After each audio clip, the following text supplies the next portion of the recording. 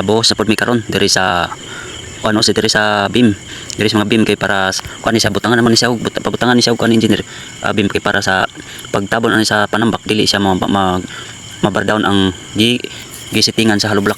Kay kaning level sa hollow block nga among kuanan ng beam kuan ni siya flooring ni siya. Kay wala pa man mi gahulat pa man mi sa mixer nga nagmasa. Kay para i-boss diri sa beam, nagkuha sa kog video diri sa ila kong mga kauban. Iya lang sila og tumpo lingkod sa kuan iya pwesto. Ang uban ga lakaw-lakaw kay wala pa may trabahon kay naka-schedule man mi magbuhos karong adlaw. Mao nang nakalingkod pamitanan ug ako nakalingaw pagkukuha video sila ha. Tan-aw ninyo ni sila guys. Kanya-kanya lang pwesto ang uban tuwa sa taas. Kay mga steelman tuwa sa taas ga hikot to sila sa ilang kabilya kay bago amo na pong pormahan. Kani akong mga kauban wala ni sila kabalo nga ako silang gibidyohan kay ako naaman ko sa likod nila naglingkod nagvideo medyo nitago po ko gamay kay si Foreman tuwa sa pikas. Baka dili po to siya masuko kay kuan man gahulat naman mi sa masa kay nagmasa pa ang mixer wala pa man human.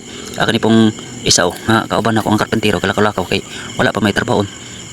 Pag human atong mixer maabot na to diri diha na mi magtrabaho kay ingon man sila pahulay sa dami kay habang wala pa ang mixer pag abot ato diha na mi manglihok kay para mabusan kini siya dugay-dugay kini siya magbuhos kay taas kini siya patuyok di siya nga busanan namo nga bim diri tanan patuyok pagkaman ani paulay mig mapila ka minuto trabaho na pud tanawa kani ang isa ang tagagunit sa bakit